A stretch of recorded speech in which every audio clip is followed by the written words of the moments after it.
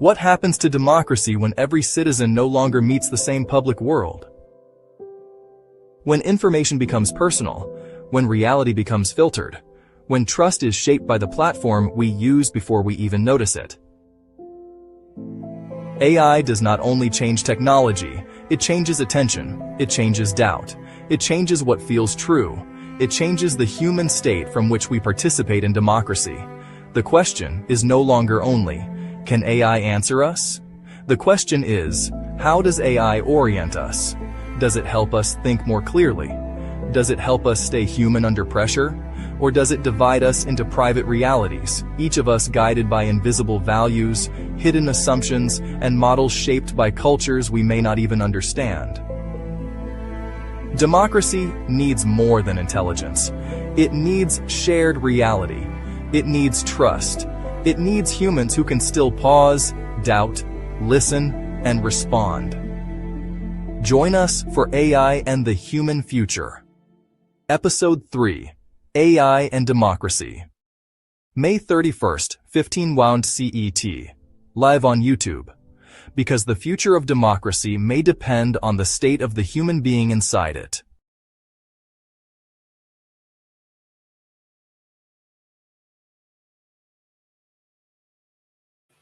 Hello, everyone.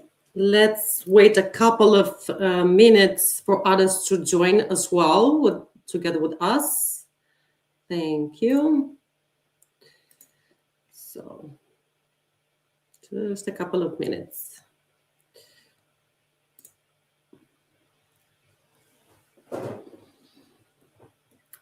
Okay. So welcome to live event number 3, AI and Democracy. Today we are moving past the surface level hypes to confront a massive hidden tax, the unqualified cognitive depth of living and leading in a world running on automated systems. Well, with China moving at terminal velocity, Europe cannot afford to lag behind. AI technology and data will entirely dictate the future of our trade, jobs. Before we start the live event, please remember to support the channel by subscribing to Rewire to Rise. We truly cannot move forward with this mission without your support. You can also scan a QR code that you're going to see on the screen to sign up, ensuring to receive the exclusive event goodie bag from our specialist and me directly in your inbox. And with all being said, let's get started and take the first guest speaker, which is Joost. Hello, Joost. Welcome. Hello, Mirela. Good to be here again. Good to have you here.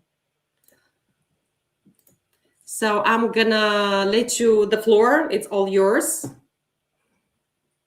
And hopefully add my slides as well. Yes, of course. Excellent. Well, thank you, Mirela, for that. And I would like to kick off today's session on AI in democracy. For those of you who were not here the last time, I'm an associate professor with the Business Academy Copenhagen, where I teach e-commerce and other good stuff. Where I'd like to start off with here is, well, before we blame the machine, we need to know what we mean. Specifically, what we mean when we say democracy, which is the topic of today. So I'm going to start out by talking about what I perceive as some common misconceptions about democracy. Then I'll introduce some competing definitions of democracy. And then finally, I'll get into sort of the real topic, AI and how it impacts democracy. So 3 points that we can make about democracy, which a lot of people, unfortunately, often confuse. First of all, democracy is today limited to a percentage of the world. It's a fairly recent condition in human history. And when you say democracy, there's a good chance that you may not mean the same thing as I do when I say democracy. But then again, I mean, in our part of the world, a lot of us will subscribe to the old Winston Churchill quote that democracy is the worst form of government, well, except for all the others that have been tried. So if I look, for instance, at this survey from the Economist Intelligence Unit, they say that less than 7% of the world population live in a full democracy. Beyond full democracies like the Nordics, like Germany, well, you know, there are flawed democracies like Italy, India, and the United States. But even if we count them as well, it's less than half of the human population that live in what can be described as either a full or a flawed democracy. What makes a democracy flawed, you might ask? Well, that's sort of something that we'll be getting into, because it depends again on this understanding that we have of what democracy is. The second point that I'd like to start off with is that democracy is, in human history, a fairly recent event. The concept of sort of universal suffrage, as you know, everybody over 18 gets to vote, that is, even in a country like Denmark, only 5 decades old. And if we go 100 years back, and I'm using the example of Denmark here because the timeline is slightly different depending on what country that we're looking at. But even if we go 100 years back in Denmark, well, we had suffrage, as in the right to vote, but it was restricted to only 10, 15% of the population. All women were excluded, and 80, 70% of the men of Denmark back then did not have the right to vote. You'll often find sort of history books saying there was a sort of democracy in Athens or the Roman Republic. But let's remember that in ancient times, you know, voting, that was typically sort of, you know, one king, one vote. The Roman emperor of the Holy Roman Empire could claim he was elected by the elector count, but, you know, that's a very, very limited version. If we look back sort of beyond the generation of our parents, democracy as we know it today didn't really exist. And that leads me sort of to my main point here when we're talking about democracy, is that even today it's heavily debated what democracy is. And I could say, you know, that here I'm coming up with 4 competing understandings. And you have to remember that these are not sort of understandings of democracy that complete one another. They compete. And the 4 understandings that I'd like to go through, and there are more than these 4, but I think these 4 can make the point, that is that we can either see democracy as elections, or we can see it as individual rights, or we can see it as an expression of equality and egalitarianism, or we can see it as a process of deliberation and dialogue. But these are not the same things. Why? How, you ask? Well, let's get into it. So the first way of understanding democracy is what some people would call the classic version of democracy. And that's where we simply see democracy as elections. In this view of democracy, well, democracy is the competitive market for political power. Politicians, they are the entrepreneurs, voters, the currency. So people may not get to rule, but they get to hire and fire the rulers. Democracy works fine in this sense because it allows leaders to be changed without need for violence, and it gives fixed mandates, and it works fine because in this view of democracy, well, we don't have to agree on something. And the proponents of this view of democracy say, well, you know, we can never agree on everything. So, you know, let's have a vote about it. And, you know, if the majority made the wrong decision or a wrong decision, well, there's another election coming up at some point. So then we have another view of democracy. And this is where we say, well, democracy is actually the protection of the minorities against the will of the majority. And the smallest minority is the individual. And this is the thing where, you know, in this at this panel here, we might look at Kåre, one of the speakers coming up at the end, a successful entrepreneur, and say, well, we should vote about whether Kåre should share his wealth with the rest of us. But in this view of democracy, Kåre has the right to say no. And in this view of democracy, democracy is actually not so much what the majority gets to decide, but when the minority gets to say no. And that is sometimes, if you hear the expression democratic rights, well, that is also what is meant by that. Then there's a third view of democracy, where we look at democracy as equality and egalitarianism, where we say, okay, we can have votes, but if these votes are made by parties that are inherently unequal, as in some are very wealthy, some are very poor, can we then say that they are voting about the same thing? A vote on paper is not the same as a vote in practice. And this definition, by the way, coming back and linking it, is one of the reasons that the economists, they would say that a country like India or the US is a flawed democracy, simply because these are countries where people live under unequal circumstances. But there's a final view of democracy that I'd like to mention also, before we get into sort of comparing too much these four, and that's the fourth view of democracy, where we view democracy as deliberation and dialogue. And this is a view of democracy that challenges the view of democracy as simply we vote, and then, once we voted, we can go home. This is the view of democracy that says democracy is, in fact, the dialogue that we as citizens have with one another. A society is democratic when it forces the citizens to engage in dialogue with one another in order to present their arguments, hear the concerns of the other parties, and thereby gain a shared and common understanding. And that's a fourth view of democracy that clashes.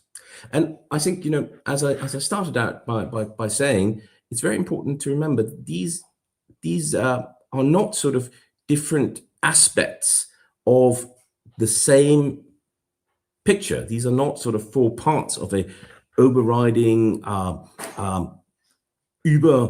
definition of democracy. These are four very different ways of viewing democracy, and indeed what we mean by democracy. And you could probably guess, sort of on the right-left political divide, where different political parties would tend to favor, what different political parties would tend to favor what view of democracy, because that's also something that we are constantly debating in a democracy. But, we can also say that these four definitions, they can overlap. It's always frightfully simple to, say that we can reduce the world into four boxes. Of course, we can't. There's many shades of gray between them, at least 50 I hear. But these four definitions of democracy can also overlap. They can also help each other. But we should remember they are fundamentally different ideas. So some 3 decades back, there was an American researcher called Fukuyama. And Fukuyama, he wrote a book called The End of History. And this book was the idea that liberal democracy was the last offer standing. 100 years ago, there was a dialogue, there was an ideology called communism, there was another one called fascism. There was also at one point something called monarchism. But about 30 years ago, democracy won, not because all countries suddenly became democratic, but because liberal democracy became the ideal that everyone seemed to be moving towards, even places like North Korea.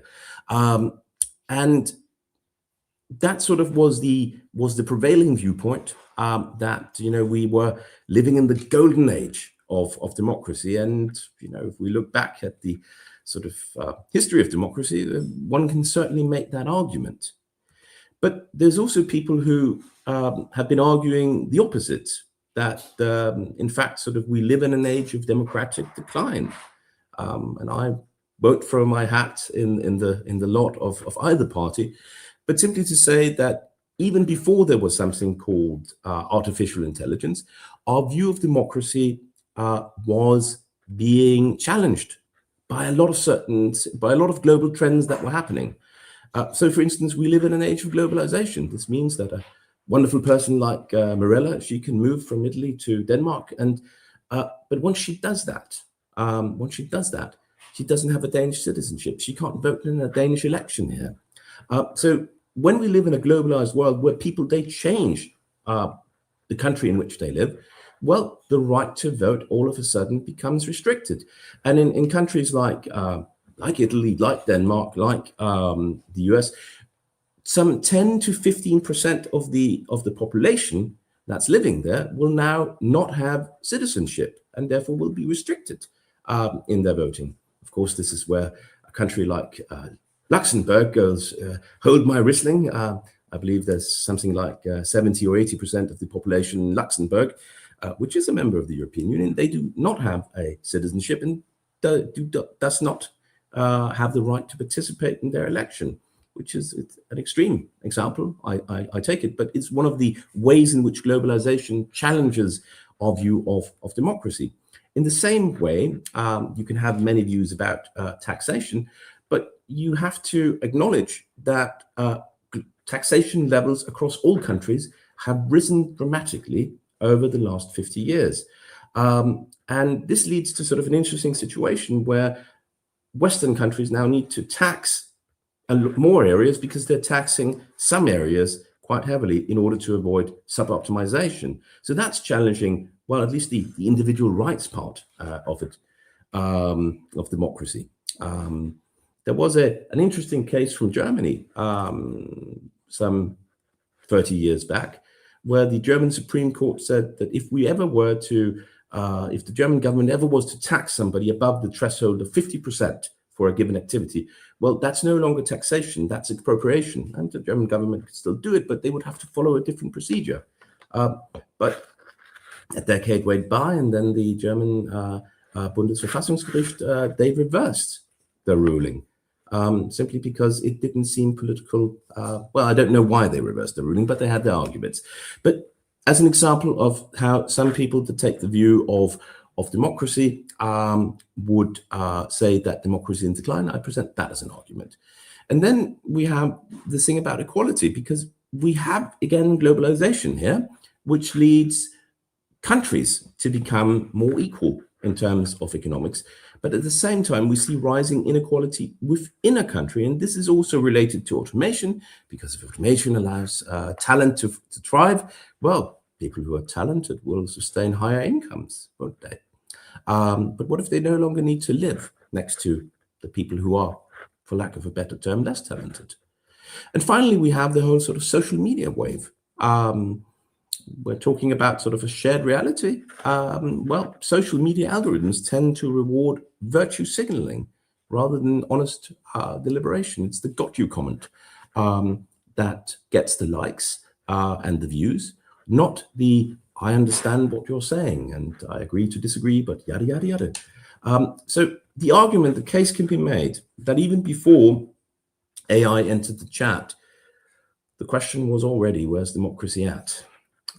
And that leads me sort of to where I finally get to the link up between AI and democracy.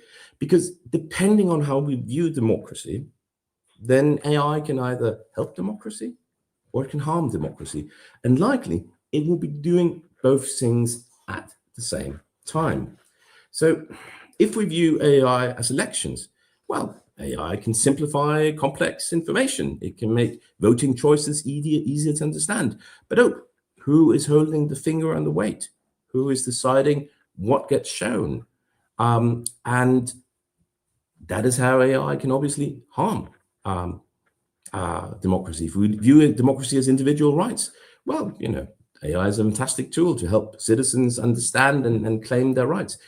But if AI is used by the powers that be, this is where we begin to lack the accountability that we take for granted in a democratic society. With equality, you know, we can also imagine a case where AI will help democracies by lowering the barriers to democratic participation. If you lived in Denmark but didn't speak Danish, well, you could have AI translate Danish election material for you. But on the other hand, AI is also a question of who gets to access what tools. And if we all of a sudden begin to see a gap between some people will have access to fantastic, superior models of AI and others won't, well, that will increase inequality. And finally, sort of with deliberation and dialogue, AI can help us, present our arguments in a better way, but it can also be the case where we see that social media, the internet will be flooded by synthetic noise that seems like a lot of people are participating in a democratic debate, but in reality, it's just machines spewing out whatever, machines do. And if we go deeper into that final point, then there's the big question of when we see something, on the internet, is it created by a human? Is it made by an AI? There's an interesting sort of overview here, which is a year old now, which says all of the things you encounter on the internet, roughly half of it will be made exclusively by an AI. But even the split between human and AI generated, well, AI is challenging that, isn't it? Because AI can be present in many different places in the creation process. And when I show these slides to my students and ask them to guess, where we're at today, some of them say we must be past the 80 or 90% mark. I don't know, but this is where we're looking at it. And what we just have to really, really remember is there's a question here of reality versus what the AI will show you. Yeah, this is back to the point that the late Professor Daniel Kahneman he made in his book Thinking Fast, Thinking Slow, where he introduces the term WYSIAT, what you see is all there is, which is the bias that what is shown, the answer that the AI shows us, is a reflection of reality. And it's not a reflection, it's a selection. Yeah, it's a part of reality that was shown is selected based on what data the AI has been fed with, what rankings have been provided, what the AI believes is the right answer based on your history, what the owners of that AI have put in. And all of this, shows us just, something that is very selected. But the thing is that due to the concept of variance, which again is one of those things that in my experience, even people who use AI a lot, they don't really get this. But variance is very basically that an AI will never give you the same answer twice. I mean, the Greek philosopher Heraclitus said, a human can never cross the same river twice because the water will not be the same, nor will the man be the same. But today, I mean, if you ask an AI the same prompt, it will vary its answer. And how much will it vary? Well, one little experiment that the nice fellows over at Spark Turo made was that they found that you needed to ask Claude the same prompt 1,428 times before it gave two answers with the same list of brands, that you were looking for. Now, this variance also, strangely enough, seems to be unequally divided. For instance, when you ask the AI about books, it presents a much wider variety of different answers than if you ask it for, say, a Volvo dealer. But then again, and this is where variance and the selection can trick us, right? Because if we're seeing different answers all the time, we can say, okay, well, now I know the 9 Volvo dealers that there are. I can just prompt more, yeah?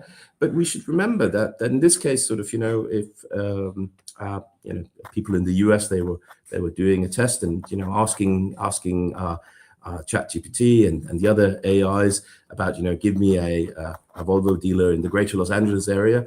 And they got the same 9 dealerships. But there are roughly 300 Volvo dealerships, in the vicinity. if we really take sort of the greater California area, only those 9 here got mentioned. Why only those 9? What happened to the others? And this is a great example, I think, of the way that AI takes out a slice of reality and shows it to us. I mean, I could have made the same example, you know, based on unique sci-fi novels, but the mind there would be mind-boggling, because even if the variance there is higher in the answers, well, the potential market or the potential things that could be mentioned, that would be even larger, wouldn't it? And this comes also back to sort of when we're talking about AI and democracy. There was a study made by the Danish Center for AI Research by Stephanie Brundle, where she came up and asked sort of, there was an election in Denmark here a couple of months ago, and she came in and asked ChatGPT, who would you recommend? What party would you recommend to vote for? And then it would never give the same answer twice, but consistently, the Danish Unity Party was at the top of the ranks. And for those of you who don't know much about Danish politics, that's the leftmost party that there is.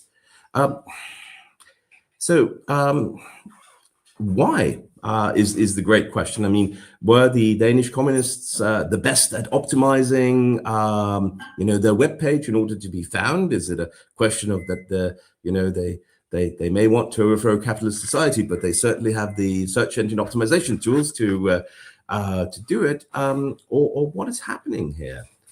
Is it the reinforced learning of ChatGPT that's giving it this slant?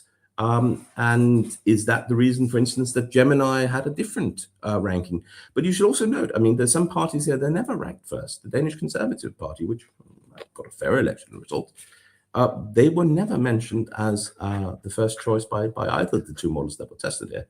And this is, I think, a great sort of example of what are some of the potential problems that we are looking into.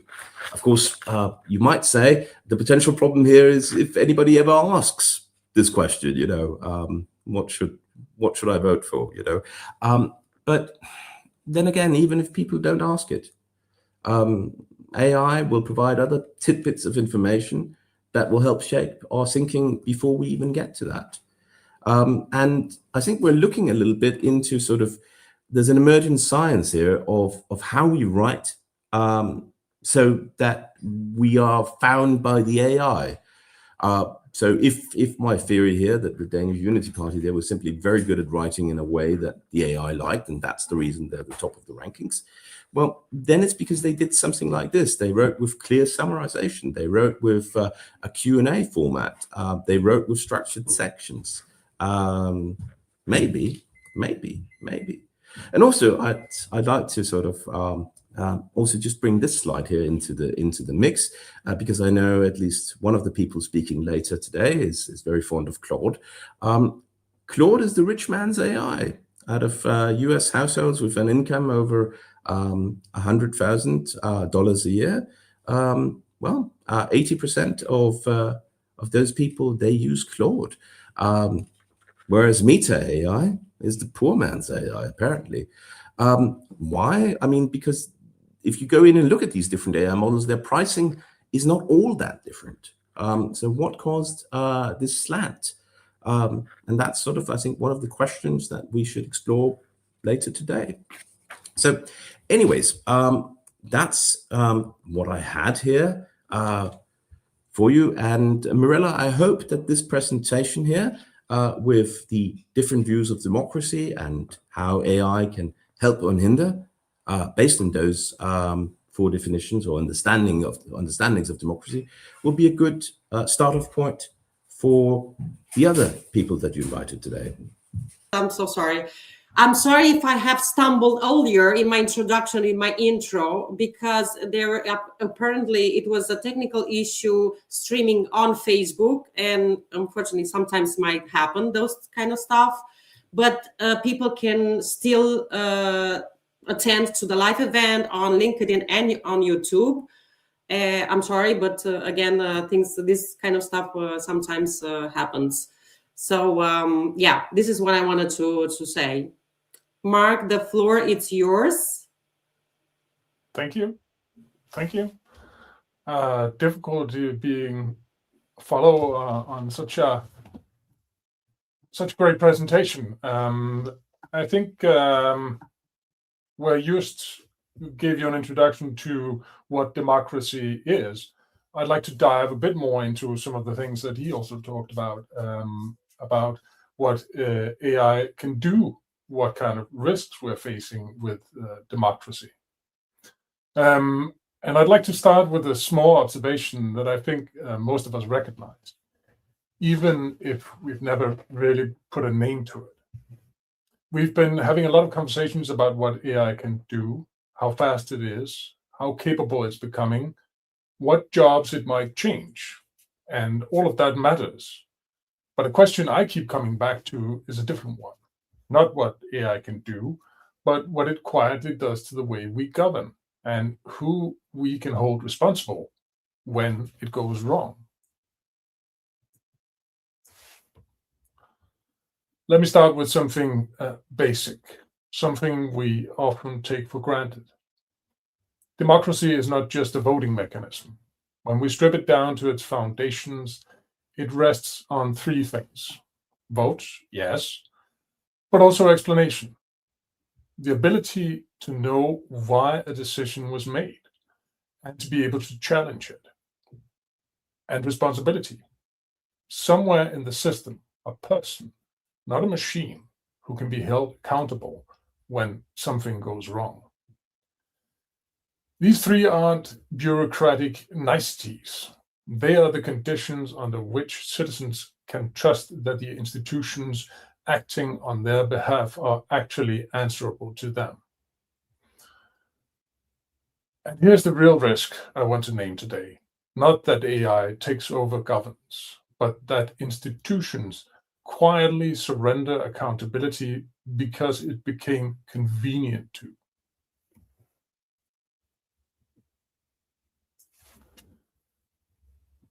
Here's what I keep coming back to in my work at AI-portalen.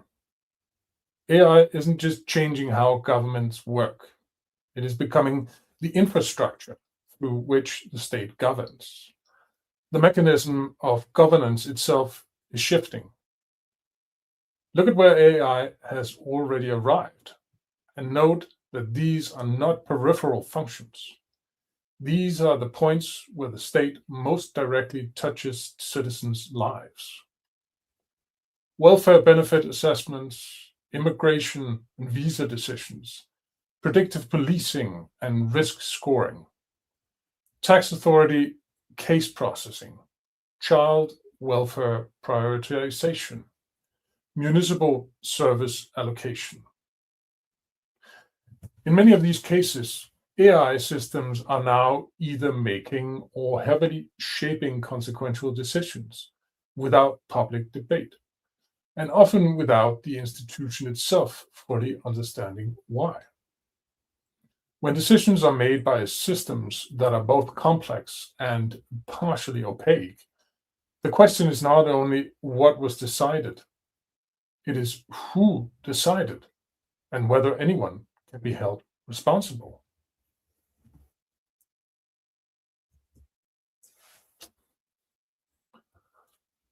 Now, if you've seen the other installments of AI and the human future, you will recognize this framework that I set up. But it bears mentioning again, and for those of you who haven't seen the other installments, let me just restate this. Because I think this makes what I've just been saying more tangible. I used to talk at one of the previous talks, I talked about AI and leadership judgment. The same logic applies here, but scaled up to the institutional level. At the first level, as you can see, AI as an administrative assistant. This is the safe zone. This is where it summarizes cases, searching precedents, structuring documents, drafting correspondence. This is the zone where you can use AI freely. This is problem-free, so to speak, almost. This is where it genuinely saves times without touching democratic accountability. At the second level, AI can become a policy advisor. It's the more active zone. Risk assessment, resource allocation, outcome forecasting, policy modeling. Powerful and genuinely useful, but it requires a human in the loop on every consequential recommendation. The official must still own the judgment. On the third level, and this is where things can become problematic, AI can become the decision maker. I call this the danger zone. This is areas like welfare eligibility, visa outcomes, risk scoring in justice and child welfare. When AI concludes alone and no one in the chain can fully explain the decision, accountability disappears. And this is where democracy fractures. And where am I going with all this? The point here is, I think that we are seriously in danger of having drifted into what I call level 3. And this is problematic when it's not based on democratic decision. And the phrase drifted here is used deliberately. This isn't a conspiracy I'm talking about. Nobody decided that AI should replace democratic accountability. It happened through thousands of small procurement decisions, convenience, choices, and unchecked assumptions. And this is actually the harder problem. It's easier to resist something that announces itself, much harder to resist a quiet, gradual shift that always seemed reasonable one step at a time. Now, you can argue that this is not necessarily the case, or at least not the case in every case, but it's a serious risk, and we are getting there, in my opinion.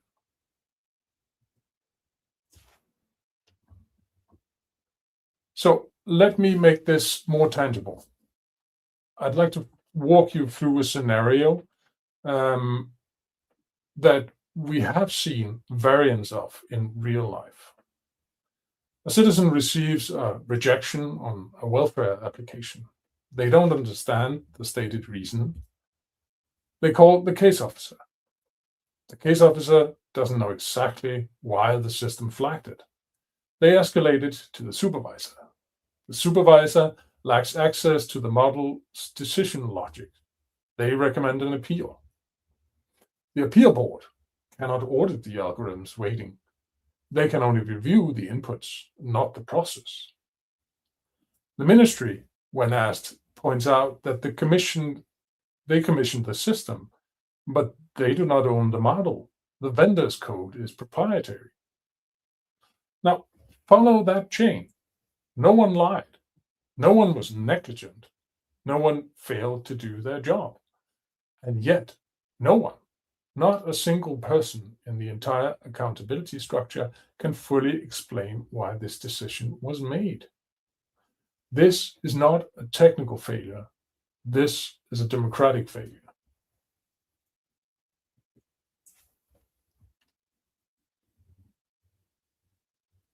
And here is the paradox at the heart of all this.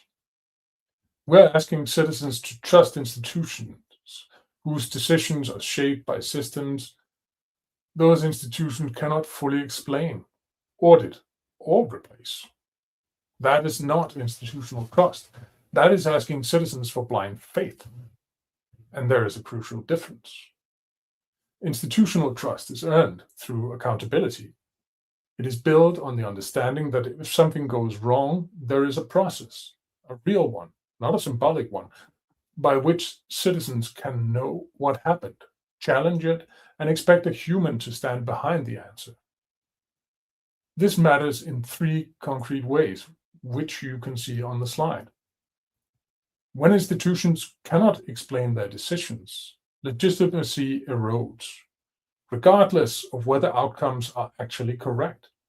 People don't trust what they can't understand.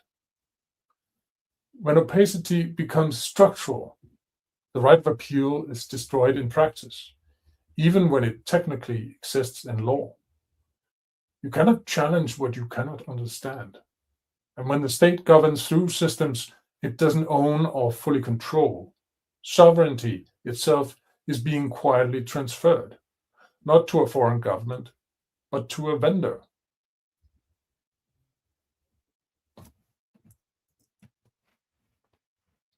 Now, I don't want to leave you with a picture of AI governance as pure crisis. That would be incomplete, and it would miss the most important point. The question of which values AI systems should follow is not yet answered. It is open, but it is being answered right now in server rooms and procurement rounds, not in parliaments and citizens' assemblies. The good news is that there are real examples of it being done differently. Taiwan's V-Taiwan process uses AI as democratic dialogue infrastructure, not to replace deliberation, but to surface genuine agreement and expose real disagreement. The AI serves the democratic process. The democratic process is not replaced by the AI. It is transparent.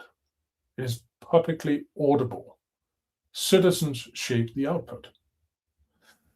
Another example of this is Barcelona's Decidem platform. It shows that democratic ownership of digital infrastructure is possible. Open source code, citizens proposing changes to the platform itself. The city, not the vendor, owns the data.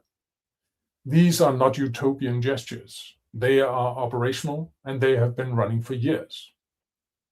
The AI alignment question is not technical, it is democratic, and the window to shape it is open, for now.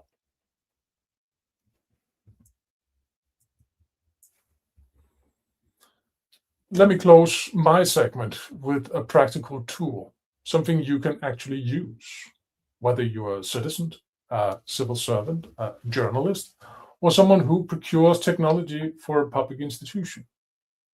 Everyone in the technology world talks about their stack, the infrastructure their systems run on. I want to introduce a different kind of stack, the accountability stack. Take any AI-assisted decision in your organization or in your public life. A welfare assessment, a visa decision, a risk score, case prioritization, and walk the chain. Layer 1, the person affected. Can they understand the stated reason? Layer 2, the caseworker or officer. Can they explain the full basis of the decision? Layer 3, the supervisor or manager. Can they access the decision logic? Those three are the top of the stack, the layers where accountability should be intact. Then you hit the gap, the appeals body. Can they audit the model's weighting? The institution or ministry, do they own and control the system they govern through? In most organizations, using AI at level 3 today, the stack breaks somewhere around layer 3. That is your problem. That is where the democratic gap lives. Where the stack breaks, that is where your democratic problem lives. The exercise is simple. Pick one AI-assisted decision in your world, map the stack, find where it breaks. That is your starting point.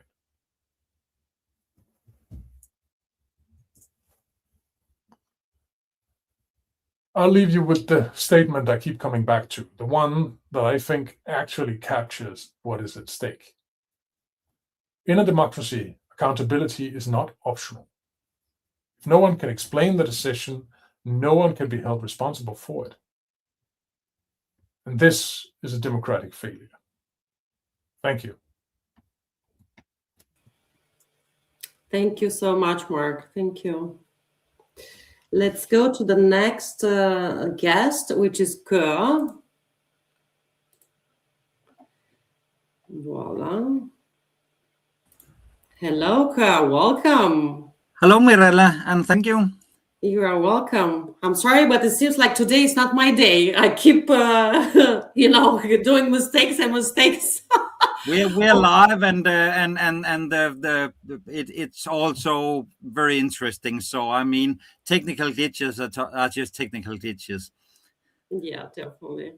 I cannot see your presentation though. No, but if I share my screen, I think we'll get there as well. Thank you. Let me do just that. And this way round, I will share the actual presentation. And I guess Is this one? Well, it's coming up. Okay. Is my screen visible now? Yes. Perfect. Okay, so I'm gonna let you to your presentation. The floor is yours. Thank you, Kåre. Thank you so much. And thank you all for digging into this topic. It's so interesting, and there's really so much to do. And my pleasure today is really taking it the next step, because as Just was mentioning, well, we have a starting point. As Mark was telling, we dig deeper in part to the technical parts, and my presentation will very much be about the technical parts. So for myself, I enjoy so much being a free citizen. I depend on others in being that, and to a larger and large extent, I depend on technology.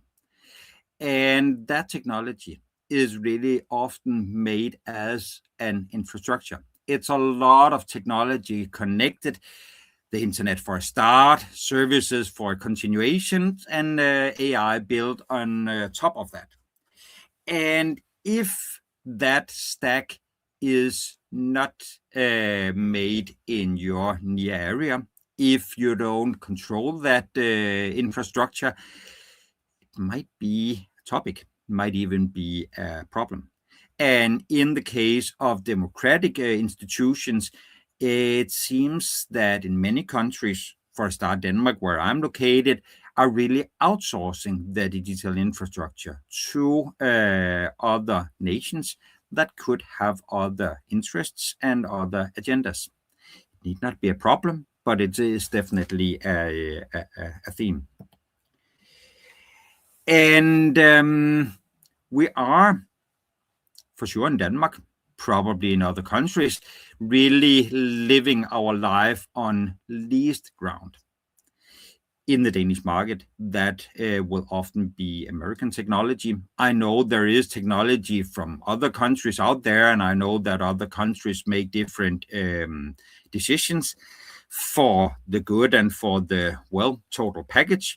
And I think we should start out from what is the interest of the national state. What is the interest on a national scale? Because there might be interests. You might get your messages from basically another country. And as long as that country is a close ally, it's one situation. If things change in the world situation, and at times it does, well, it might become a bigger topic. And as so many services are interconnected, it might not be an easy task to switch to a different ecosystem.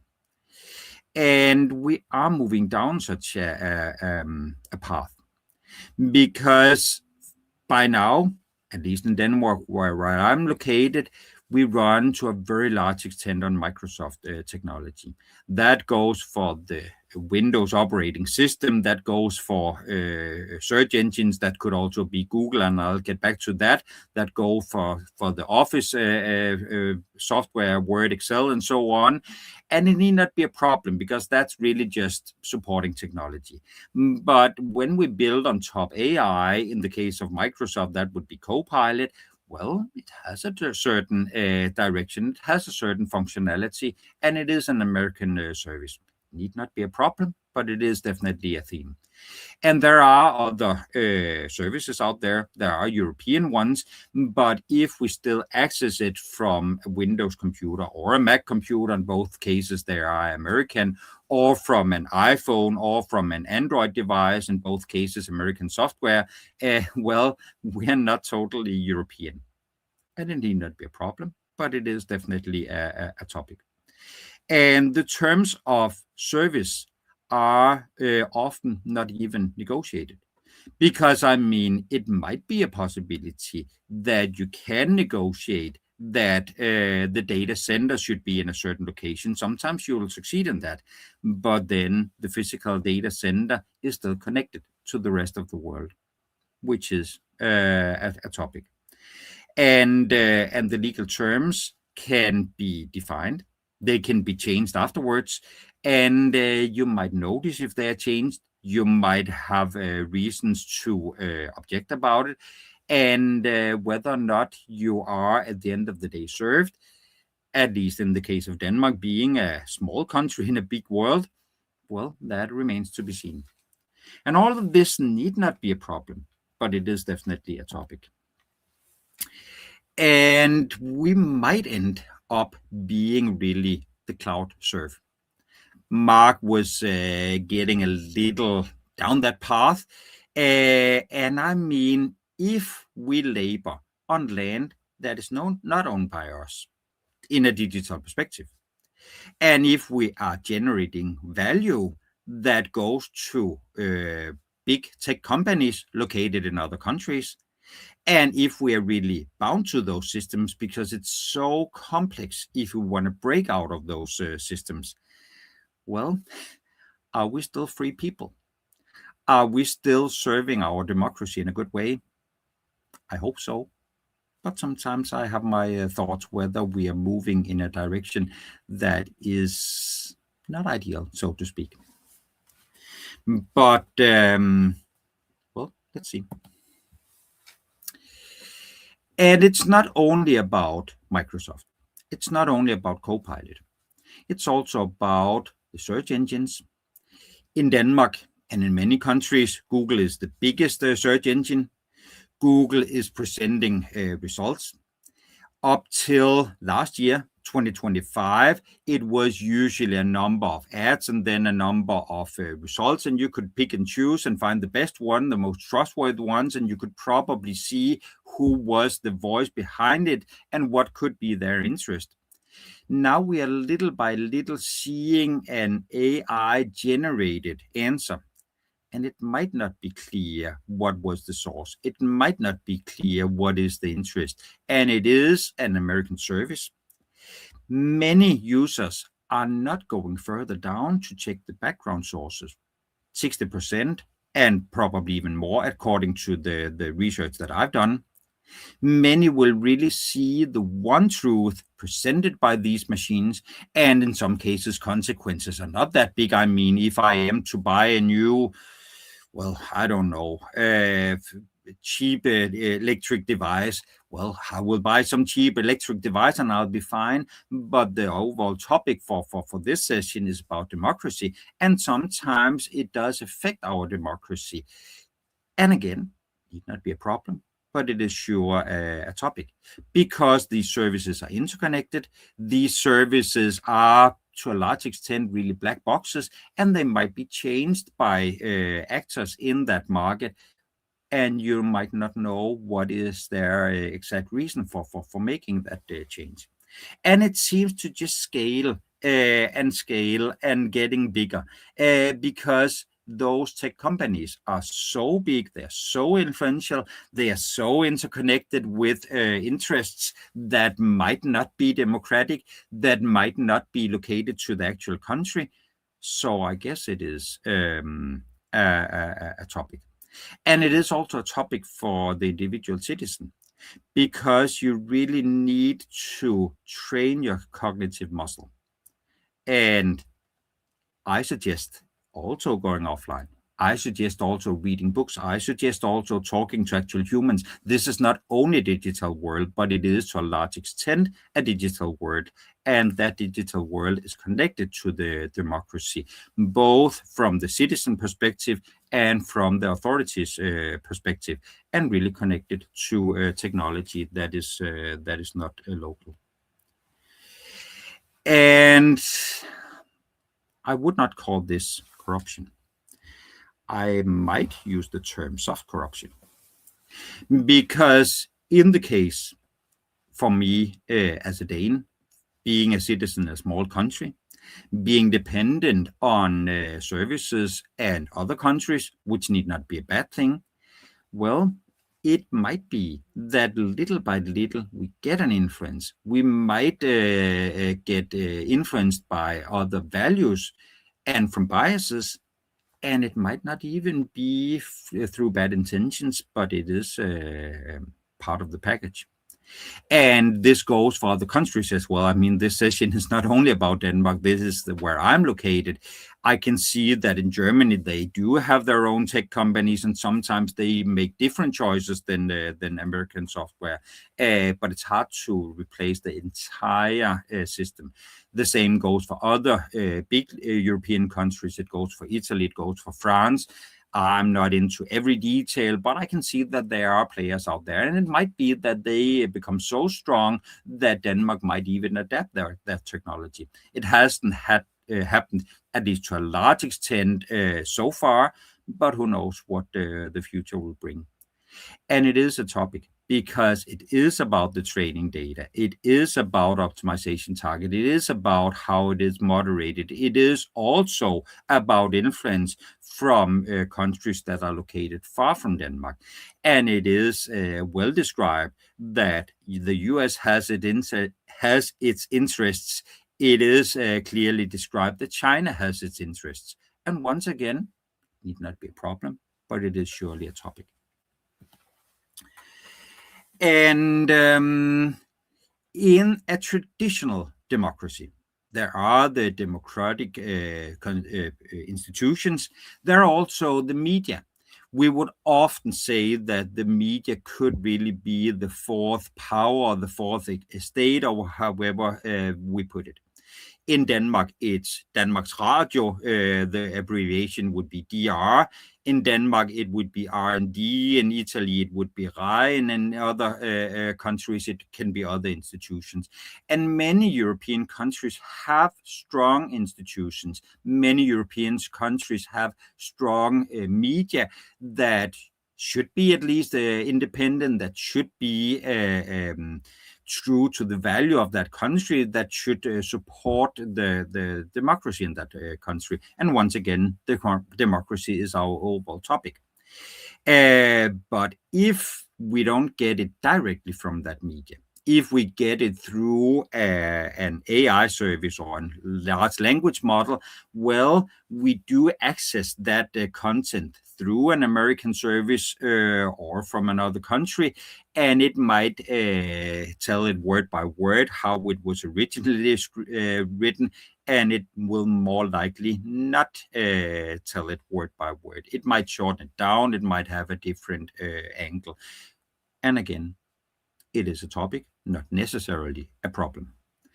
And if we feed in that information, well, we're better off than if we don't feed in that information. But then again, big American services, a small country, and public service institutions that are big, at least in the local market, but maybe not on an international scale.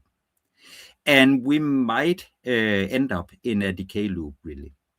And it is usually not happening overnight. It is really one day at a time, one system update at a time, one prompt at a time, one new generation at a time.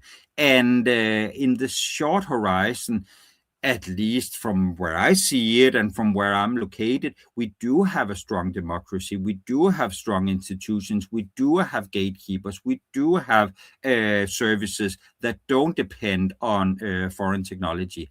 But it seems to move in a direction where day by day we depend a little more on technology and a little more on international services that might have a different starting point, that might really have a different area of interest. So I think that we should really care about these media or these fourth estate, because the risk is that we abolish it. The risk is that we really give away what has been built up, what is has grown strong, which has played a role in the local society. And once it's no longer there, well, will we ever get it back? I don't know.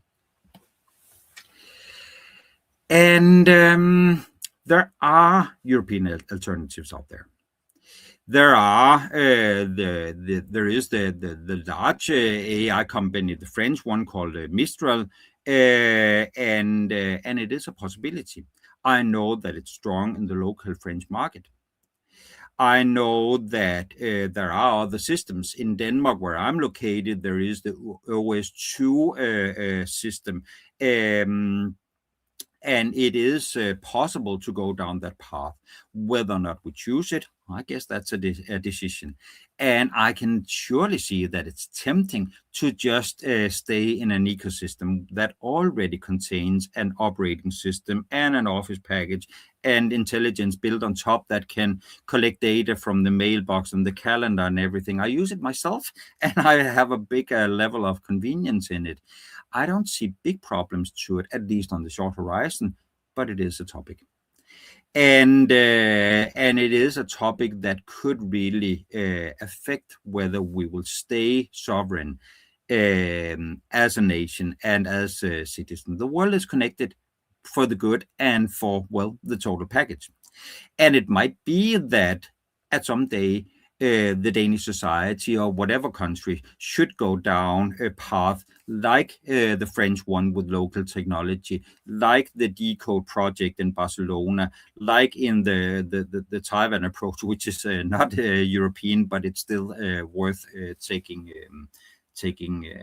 inspiration from. I'm not the one to give the final advice, but I hope I'm the one to at least give an overview of what choices we can make and what could be potential consequences of that. And I know that after me, there is another speaker. After me, there is a question and answer section, and I hope that will be our opportunity to dig even deeper. But while I'm still presenting, I have some advice, because this shouldn't get dark.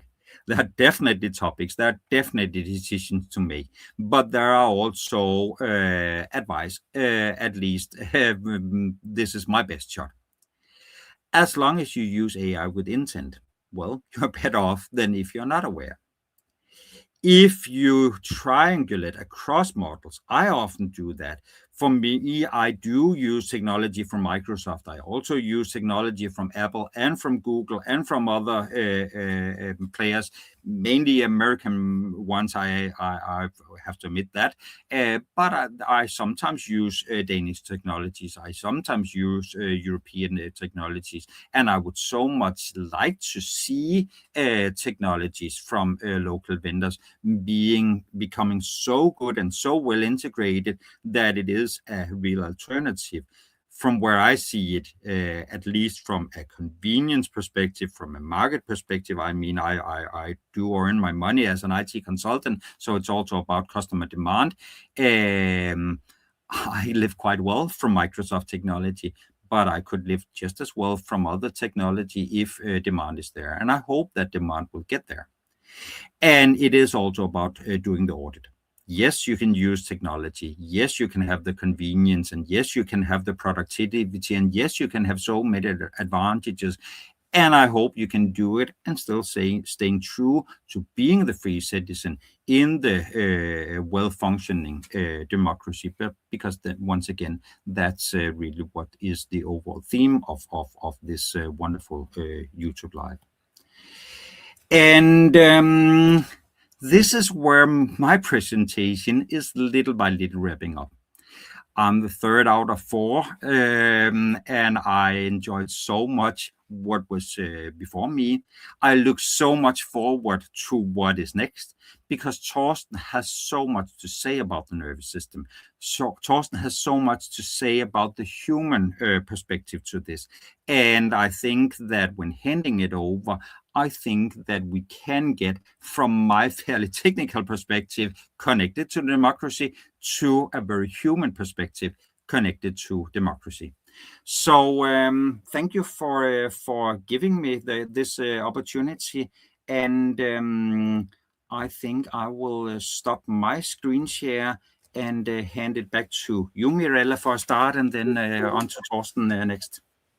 Yeah, thank you. So our next guest is Torsten. Let's see if he's ready. Hello, Torsten. Hello, Mirela, and thank you for having me here again.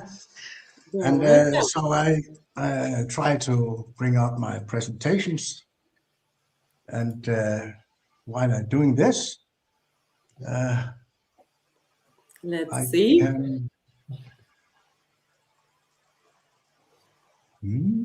I'm here to help you if you need help. I think I managed. Today it seems like it's not quite my day. I don't believe in this kind of stuff, but literally it's like I'm keeping stumbling in things, and technology is not quite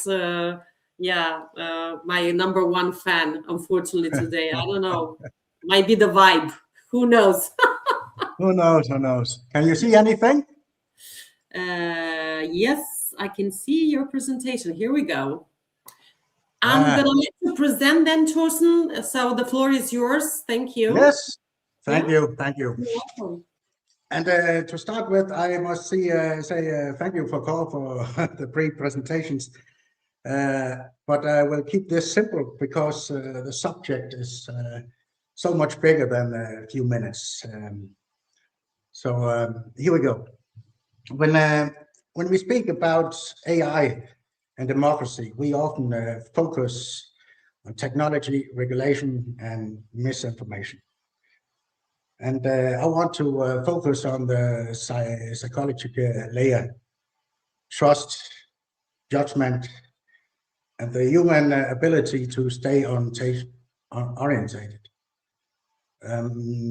Because if that layer weakens, democracy weakens from the inside. So if democracy was a nervous system, what is happening to it right now?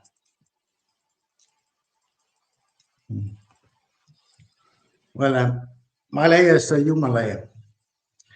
As I said, I will not speak about the law, the platforms, or the governance by it all. I rather want to speak about the psychology layer beneath them, under this all. So democracy depends on attention, on the trusts, and emotional regulation and perception, and of course judgment. It's very, very important. But the question I have for this one is what happens to democracy when the human layer becomes unstable?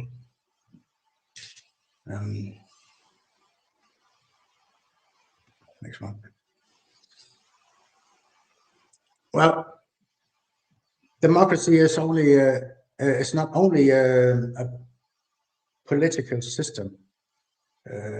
No, it's not only a political system outside us. It's also requires inner capacity inside the person to stay oriented, to tolerate the uncertainty without doubt or collapsing, to trust the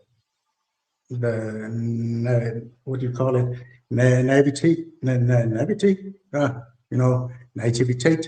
Danish, and to respond rather than better to respond rather than to react. Respond, not react. Without those capacities, democratic judgment, well, it becomes fragile. And you know, this is very important to understand. So can democracy function if people lose inner capacity to think before they react? You know, they're very fast. Yeah. It's going to be very, very, yes. So Jus was go into it, and the other one too, Mark and Kåre. AI does not only change the information, it changes our environment in which people pay attention, how they feel, trust again, doubt, and decide.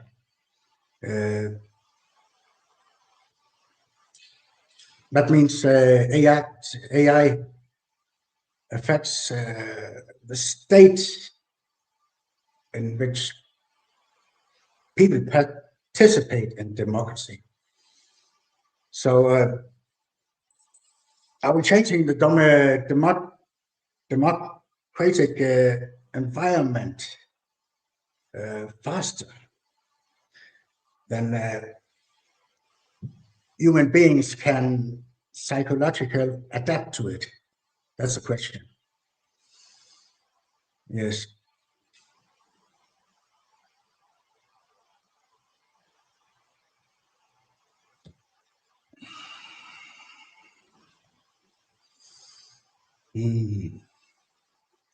This is also very important, the next topic here.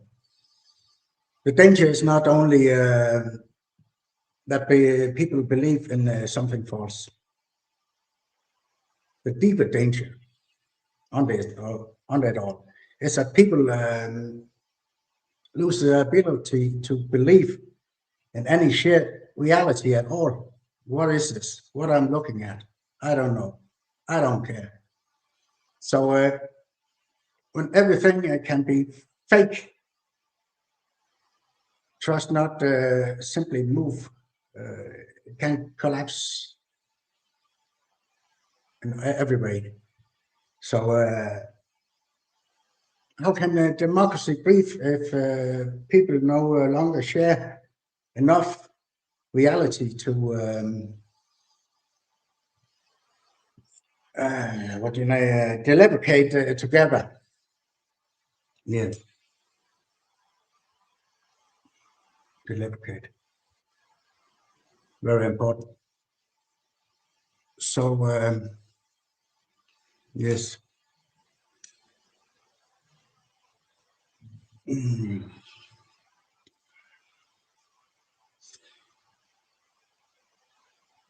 We should not evaluate AI by performance.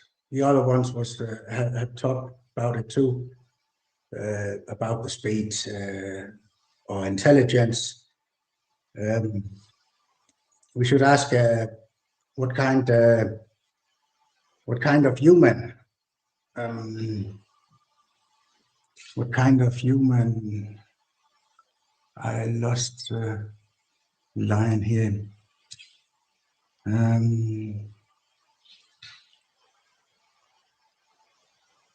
No, the question I will leave here for this one is what kind of human beings do our system leave behind?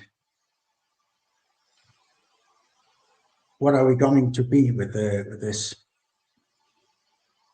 Very important.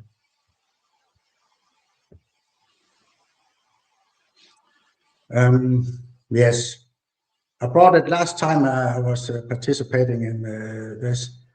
I will leave you something, but no, I can see you. I'm not. Well, I'm not here to map the whole AI field. I possibly cannot do this by myself. So I'm here to ask whether human being inside democracy can still exist No, not exist.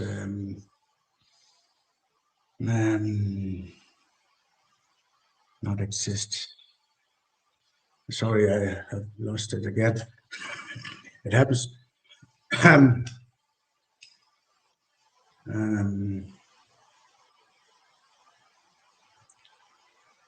Well, I'm here to ask whether the human being inside the molecule can still breathe, think, doubt, trusts, and respond. Respond, not react. Respond. The question is not only how, well, maybe it's all not so important in this case, but AI and democracy are not only about systems, about the platforms and regulation about this. They're also about the human being inside the democracy.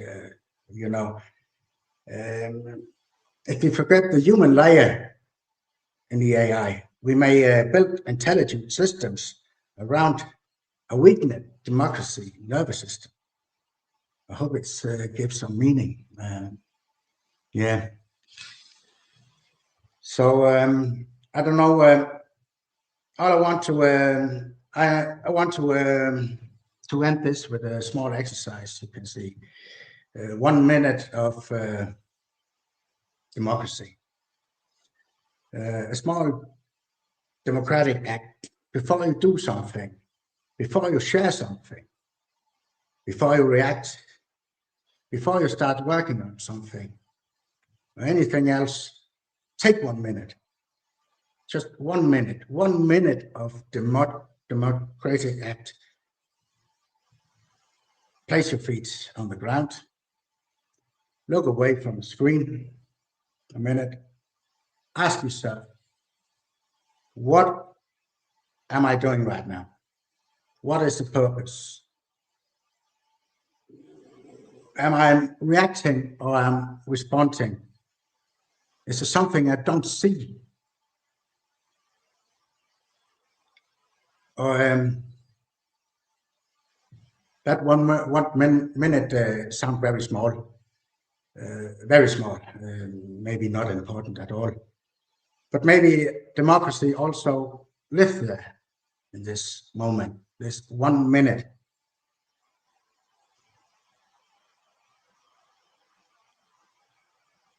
And that small pause before reaction becomes action. And by this, I want to say thank you. Thank you so much, Thorsten. Thank you. I really appreciate it. I have to.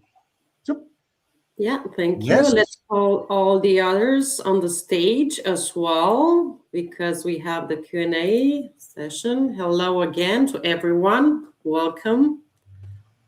Thank you. You're welcome. Well, I have gathered some questions from social media for you guys. The first, it's for Just. It says, which of the 4 democracy definitions do you personally find most convincing? Elections, rights, equality, or deliberation, Just? Yeah, and I'll begin then by answering a different question or a slight variant of that, because I mean I enjoy much the different presentations that Thorsten and Kåre and Mark gave it, but I would say that they lean all heavily into the viewpoint of democracy as deliberation, and that's a choice, as Mark would say, and I guess a reasonable choice. But it also opens up, you know, the fact that there might be something there that's missing. I'm a classicist in the sense that I believe democracy, you know, shouldn't be 4 wolves and a sheep voting on what's for dinner. So I mean, I lean over into rights and deliberation. That is the right of people to say no, and also to say no to engage in further dialogue.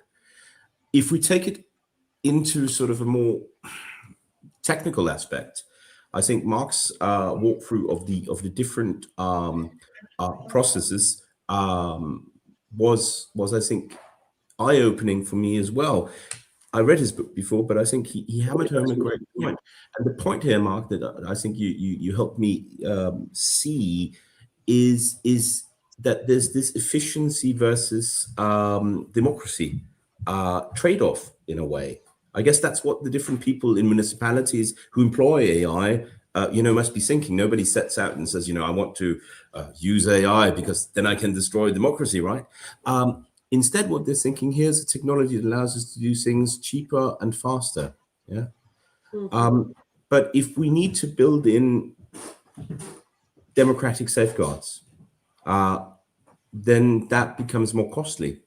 But then it comes back to the question of who's paying for it, right? And if we, don't want to have a very costly process, should we even have it? Would the person here with the rights view of democracy say? I have another one for you, Just. It says, are we actually seeing democratic decline, or are we simply becoming more aware of democracy's old weaknesses? Yeah. I think I would argue the latter, really. I mean, I think, we're discussing here potential risks, and democracy is always at risk. And I think we should take great care to remember that the system that all of us here in this call have taken for granted in our lifetime, well, we are historically and globally the selected few. I mean, democracy is a rare air that not all humans get to share. I think that democracy, of course, isn't perfect. There is, it's something that we need to reinvent and also defend against many different things. AI is potentially one of them. But I think that technology, we have to remember this. AI is not a person. It's a tool, and a tool can be used for good. It can be used for evil, and it can be used wisely, and it can be used stupidly. I have a question for Mark. Mark, it says, when a public institution completely leases its cloud and data infrastructure to a foreign private vendor, have they effectively outsourced their core democratic sovereignty? Yeah, that's a great question. And it's something I've been dealing with extensively also on AI channel. And it spills a bit over into Kåre's points as well. Because what we're talking about here is digital sovereignty, basically.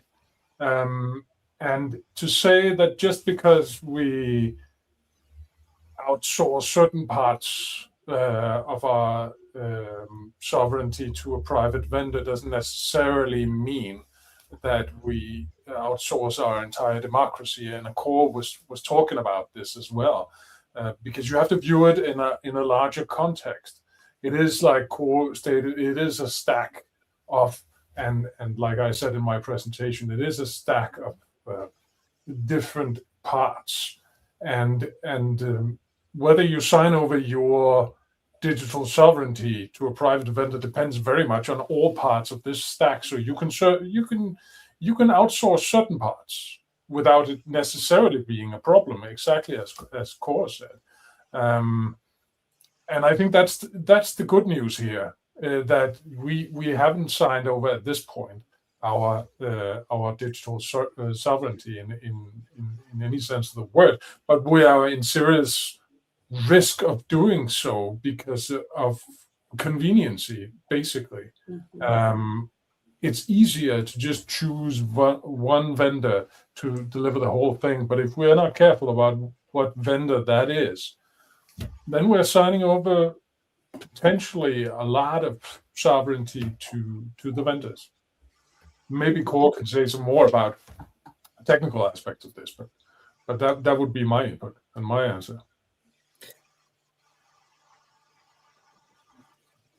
So we also have a question in the chat. Ioana Tripon, she says this live is on the more interested of the all. She didn't know. Sorry, I thought it's a question. Well, we take praise as well, don't we? Yeah. But Mirela, if I can interject a small thing here, because Mark and myself, we've had the pleasure of discussing this before, and one of the things I like to point to when Mark talks about digital sovereignty, there's sovereignty, as in Danish sovereignty, the Danish society, its sovereignty versus the US versus other countries. But there's also the question of the individual person in Denmark, his or her sovereignty. That is, in a digital sense, when does a Danish citizen have the right to say no?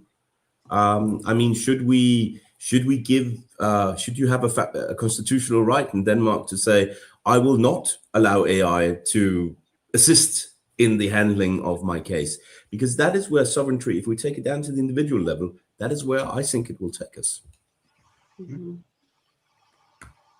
Well, I have a question also for Kåre. How can an everyday user spot the moments where their search results are subtly shifting their cultural or political values? Thank you for that question, Mirela. I think I'll start out on continuing from where you made left, but then moving on to this, because I mean, when I did my presentation, it was the third out of four, and now that we have done all four, it's much easier to connect all the dots. I was pointing in a direction where if we depend on Microsoft, it's an American company, but there's more to the story, because from a Danish perspective, Microsoft has bought Danish companies. Microsoft have Danish employees. They have an office in Copenhagen. They have we can schedule a meeting there. They have data centers nearby. We can actually make agreements that we want them. And I think it's an important factor why many Danish organizations are still sticking to Microsoft. It might not be a Danish company as such, but it is slightly more Danish than Google or Apple or whatever they're called. And it is actually possible to negotiate terms where you get your own data protected in your own way, on your own terms, because the alternative would be moving to totally different vendors. And that really connects to your question, Mirela, and sorry for having this long path towards answering that. Oh, thank you. Because I mean, if you see that one source, and if you get that from Google, just as an example, that will be a fairly common example. It's not the only source of that. And you can prompt it in a better way. You can qualify it up to other sources. You can talk with actual humans instead of just using technology. So we still have options to choose from, fortunately. And I mean, if we want on the long term depend on American companies, and if they move into at least a slightly European or even Danish perspective, and if we have alternatives, and we do, I think at least on the short horizon we're still good. But it does take decisions. It does take experience. It does take regulations. It does take a lot of things. I'm from a generation where a lot of things were originally not handled digitally and definitely not using AI. So I'm used to using those alternatives. A younger generation will start out from a different perspective. So I mean, on the short horizon, I'm really not that worried, but I am very aware that it could drift in a direction that I wouldn't really prefer. Mm-hmm. I also have, thank you, Kåre. I also have a question for Thorsten. Thorsten says, how does the total elimination of cognitive friction in seamless AI tools silently weaken our psychological resilience and our capacity for critical thinking? Well, I hope I have some more English words left. Should I repeat it, Thorsten, for you? Well, I think when teams began to trust the system, more than their own shared judgment. Something important is lost. You know, the danger is not only that AI makes mistakes. That I think the deeper danger is that, the human stop practicing the courage to question them. Yeah, I think. Sorry. Yeah, Torsten. Yeah, that's what I want to say. Oh, okay, sorry. I have another one for you, Torsten, please.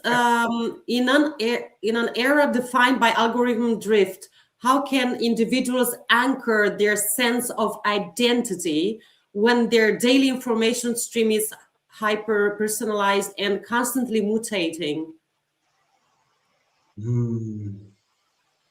Interesting, right? Yeah, let me think. Well, how can they can stay grounded in that sense? I suppose this person asked, in this world of, you know, everything it's hyper personalized because the algorithms quite often, all the time actually, constantly show us what we actually supposed to see without us being very well aware of that algorithm. So in that sense, how they can actually stay in that state of being more grounded and more yes.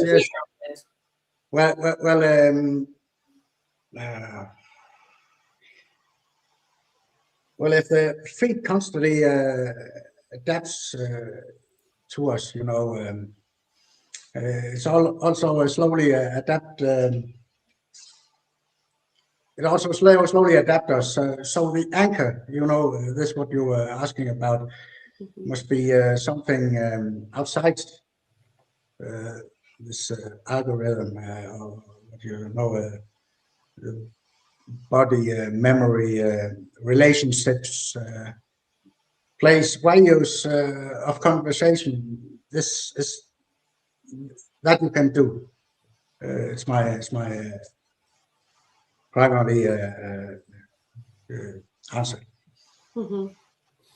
Well, I kind of finished my questions from social media. Does any one of you has something else to add? Because we kind of achieved also the end part of this live event.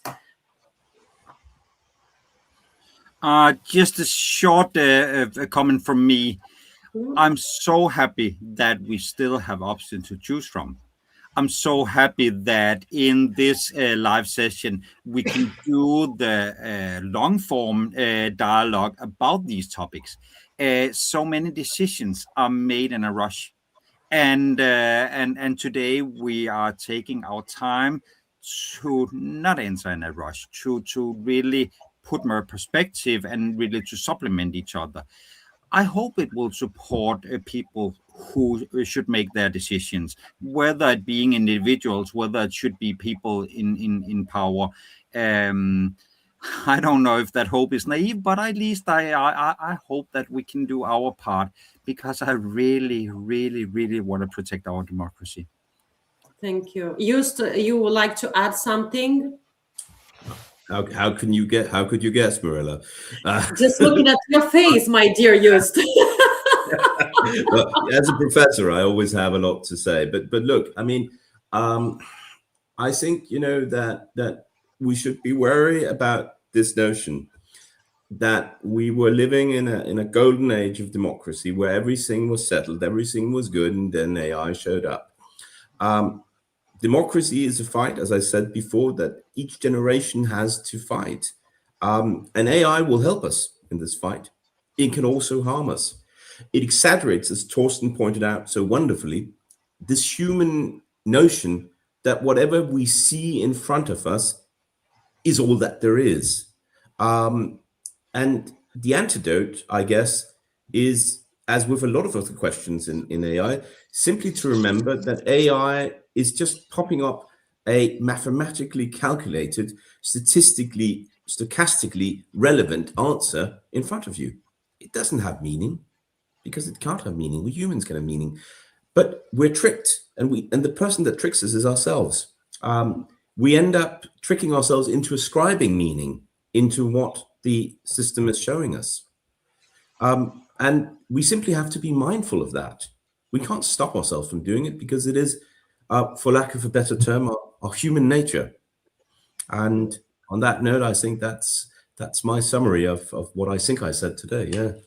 Yes, Mark, please. You're very welcome to share Yeah, your thoughts.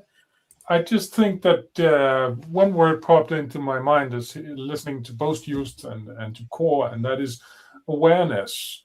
We need awareness. Awareness is the starting point. I agree. Thank you, Mark. And I'm talking about awareness of what AI is and what it can do and what it should do. And this is the basic. This is the starting point for what Just is saying about individual sovereignty. It starts with the awareness. It starts with the understanding of what are these systems. We don't have to have a deep technical knowledge, but we need to be able to make an informed decision. That is where it starts. Then awareness in the institutions as well. And I think we are at a point where there are beginning to be an awareness about where do we lease out our sovereignty? How do we keep as much sovereignty for ourselves? So really, I think awareness is the basis of all this, and the basis and the starting point for everything we're talking about. Torsten, would you At the like end to? of the day, it's all about humans, isn't it? Fortunately. Exactly. Torsten, would you like to add something so we can close this live session? Well, and all this talk about democracy, I have been out fighting for it for some while ago in wars. So this topic goes deep inside of me. So I definitely want to protect democracy, and sometimes I try to fix it, but I can't do this by myself. Also, we also have to be like Kåre and everybody else. Mark was awareness. We must be aware of what AI is. It's like a kind of, I call it Aladdin's lamp 2.0, but you should be aware of what to wish for. That's it. Thank you. Well, thank you to all of you for attending this very, very strong and powerful episode, AI and Democracy. And see you again after the summer break. Thank you. Ciao, ciao.